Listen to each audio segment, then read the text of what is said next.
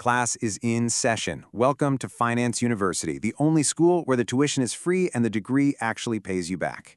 I'm your Dean of Dollars, and today we are performing a full forensic audit on a behavioral hack that could literally automate your wealth. It's called Save More Tomorrow, and trust me, it might just change your entire financial future. So, let's just get real for a second. We all know we're supposed to save more for retirement, right? I mean, it is pounded into our heads from day one. And yet, if you look at the data, there's this massive gap between what we say we're going to do and what our bank accounts actually show. So what's the deal? Why is it so painfully hard to do the one thing we know is good for us?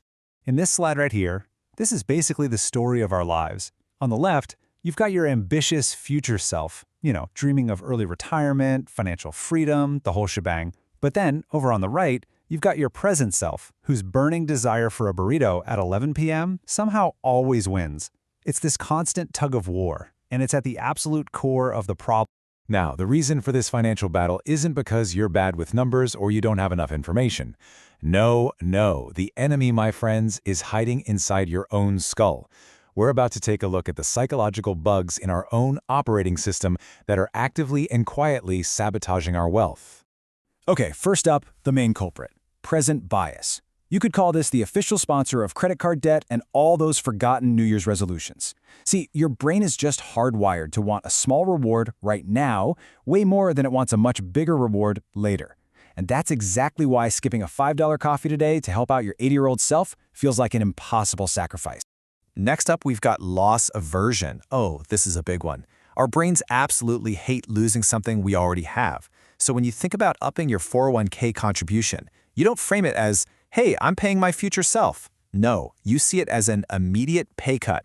And that loss, that smaller number on your paycheck, feels about twice as bad as the pleasure of the future gain feels good. It's a powerful force.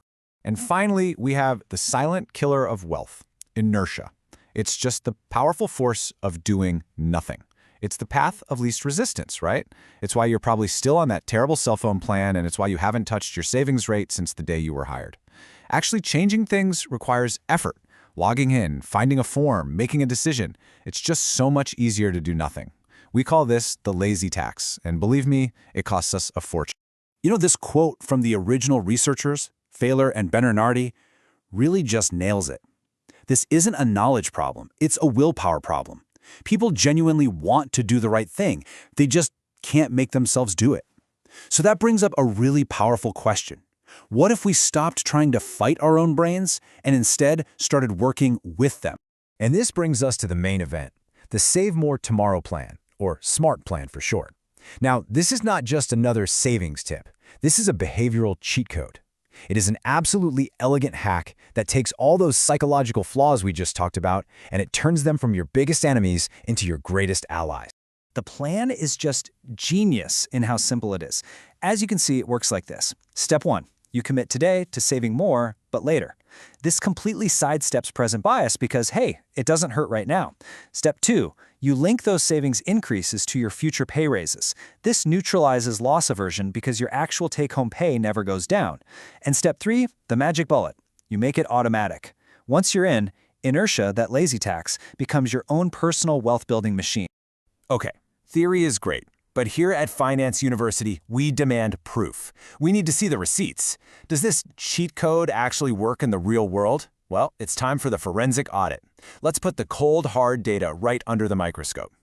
And the results? Well, they're pretty undeniable. If you look at this chart, you'll see a classic hockey stick of wealth creation. This is from the very first company that ever tried this. People went from a measly 3.5% savings rate all the way up to a massive 13.6% after just 4 pay raises. And the best part? This staggering increase happened completely automatically without them ever feeling the pinch. I mean, just think about that for a second. They nearly quadrupled their savings rate without ever seeing a smaller paycheck. That is the incredible power of designing a system that works with your psychology instead of constantly fighting against it. Now let's do a side-by-side comparison. On the left, you see the expected retirement income before the SMART plan. We're talking replacement rates around 50%, which, frankly, is a financial disaster waiting to happen. But then look at the right, post-SMART. Now we're talking about actual financial security. For a 25-year-old, the plan more than doubles their expected retirement income. It's the difference between just scraping by and actually living. All right, look. No plan is perfect, and a good analyst, a good student of finance, always questions the data. So, what's the catch? Are there any downsides to this kind of automated financial engineering? Let's kick the tires a bit and look at some of the counter-arguments. Whoa, okay, a 70% opt-out rate. This right here, this should be setting off some serious flashing red lights and downward sloping arrows on your screen. A study of a similar program in Turkey found that a huge number of people actually chose to leave the system. That's some massive red flag. Why did so many people run for the exits? And that really gets to the most critical question of all, doesn't it? Are we just robbing Peter to pay Paul here? Does nudging people to save more in their retirement account just force them to rack up high-interest credit card debt to cover their bills? Is this just a big shell game? Well, lucky for us, a massive Harvard study on U.S. Army personnel put this exact fear under the microscope. They looked at a huge data set and they found, well, nothing. No statistically significant increase in financial distress. No spike in late payments, no jump in other debts. It seems this major concern, while it sounds logical, just isn't supported by the evidence. People simply adjust. Okay, so we have audited the theory, we have stress-tested the data. Now for the most important part, your 101 level takeaway. How can you take this Nobel Prize-winning idea and put it to work for yourself right now, today, without waiting for your company to do it for you?